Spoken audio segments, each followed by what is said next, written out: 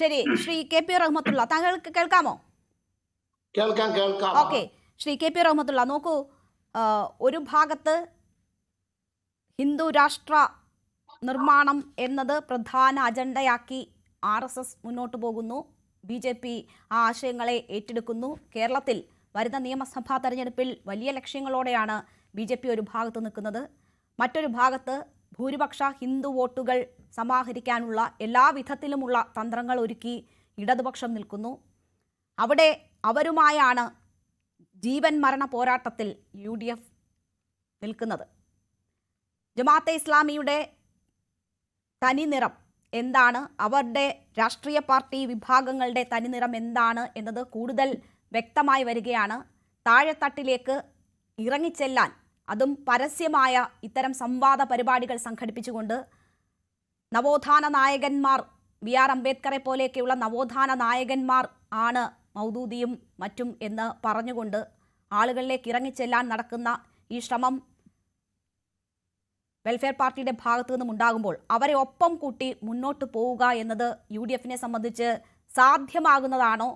അത്തരത്തിലൊരു മുന്നണി പ്രവേശനം ഉൾപ്പെടെ ഉള്ള എന്തെങ്കിലും നീക്കങ്ങൾ ഇനി നടക്കുമോ? UDFനെ സംബന്ധിച്ച് ഇതിനോടകം പറഞ്ഞിട്ടുള്ള, ഇതിനോടകം അവരുടെ വോട്ട് വാങ്ങിയിട്ടുള്ള ചരിത്രം എന്നത് തന്നെ അവർക്കൊരു ബാധ്യതയാകുമോ? കൃത്യമായി നമ്മൾ മനസ്സിലാക്കേണ്ടത്, ഇന്ന് മലപ്പുറത്ത് സോളിഡാരിറ്റി എന്ന ജമാഅത്തെ ഇസ്ലാമിയുടെ യുവജന വിഭാഗമാണ് മൗലാന മൗദൂദിയുടെയും യൂസുഫുൽ കർലാവിയുടെയും അനുസ്മരണ സമ്മേളനങ്ങൾ നടത്തുന്നത്. ഇതൊരു പൊളിറ്റിക്കൽ നീക്കത്തിന്റെ ഭാഗമാണ് എന്ന് പറയാൻ കഴിയില്ല. മൗദൂദി മരണപ്പെട്ടത് 1979 സെപ്റ്റംബർ 22-നാണ്.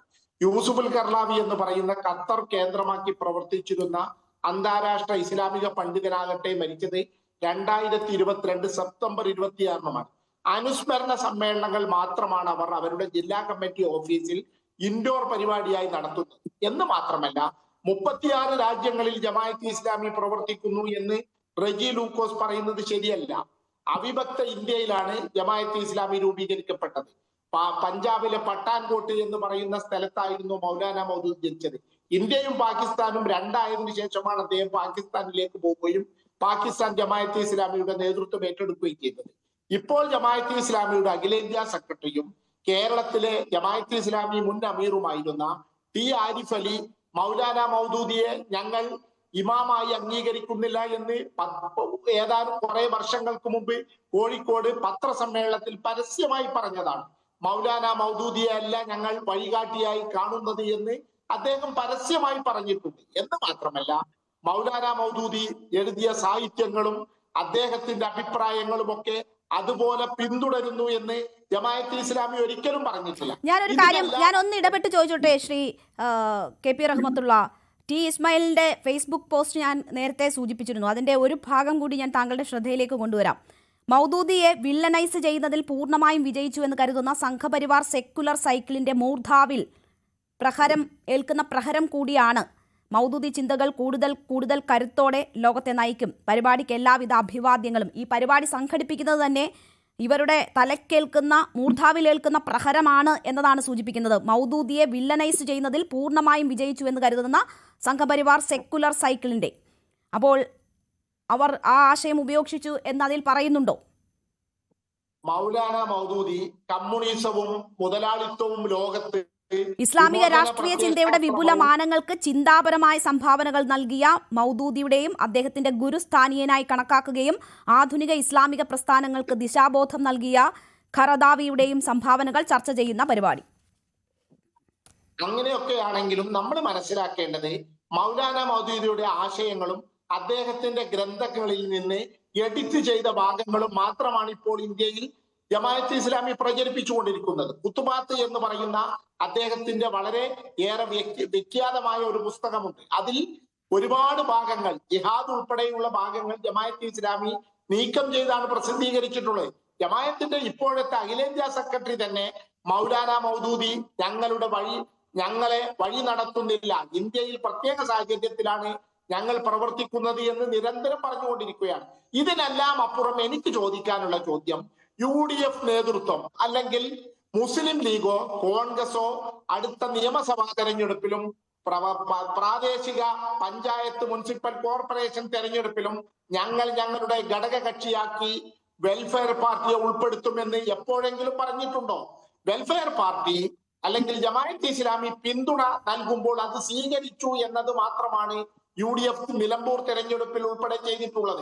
VD സതീശൻ മത്സരിച്ചപ്പോൾ 7 തവണ മത്സരിച്ചപ്പോൾ 6 തവണയും നോർത്ത് പറവൂർ മണ്ഡലത്തിൽ ജമാഅത്തെ ഇസ്ലാമിയുടെയും വെൽഫെയർ പാർട്ടിയുടെയും പിന്തുണ ഇടതുപക്ഷത്തിനായിരുന്നു എന്ന് നമ്മൾ മറന്നുകൂടാ. തെരഞ്ഞെടുപ്പുകളിൽ തരാതരം LDF ആണ് ജമാഅത്തെ ഇസ്ലാമിയുടെയും വെൽഫെയർ പാർട്ടിയുടെയും ഒരുപാട് തെരഞ്ഞെടുപ്പുകളിലെ പിന്തുണ സ്വീകരിക്കുക എന്ന് മാത്രമല്ല, ഇപ്പോൾ നേരത്തെ റജി ലൂക്കോസ് പറഞ്ഞ അടിയന്തരാവസ്ഥക്ക് ശേഷം നടന്ന തെരഞ്ഞെടുപ്പിൽ അത്രയും കാലം ജമാഅത്തെ ഇസ്ലാമി തെരഞ്ഞെടുപ്പിൽ വോട്ട് പോലും ചെയ്തിരുന്നില്ല.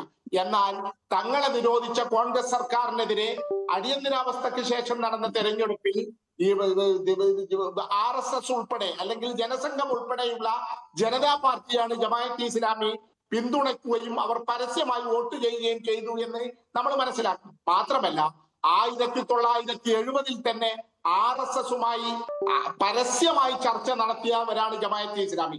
ഏറ്റവും അടുത്ത് ജമാഅത്തെ ഇസ്ലാമി നേതാക്കൾ RSSന്റെ 2ാം നിര നേതാക്കളുമായി നടത്തിയ ചർച്ച വലിയ വിവാദമായിരുന്നു. ഇനി 1ാം നിര നേതാക്കളുമായി തുടർ ചർച്ചകൾ ഉണ്ടാകുമെന്ന് തുറന്നു പറഞ്ഞവരാണ് ജമാഅത്തെ ഇസ്ലാമിയുടെ അഖിലേന്ത്യാ സെക്രട്ടറി ടി ആരിഫ് അലി. ആ നിലയിൽ ജമാഅത്തെ ഇസ്ലാമി അവരുടെ കാര്യങ്ങളുമായി ബന്ധപ്പെട്ട് രാഷ്ട്രീയ നീക്കങ്ങൾ നടത്തുന്നതിനെ വലിയ ഭയാശങ്കകളോടുകൂടി നമ്മൾ നോക്കിക്കാണേണ്ടതില്ല.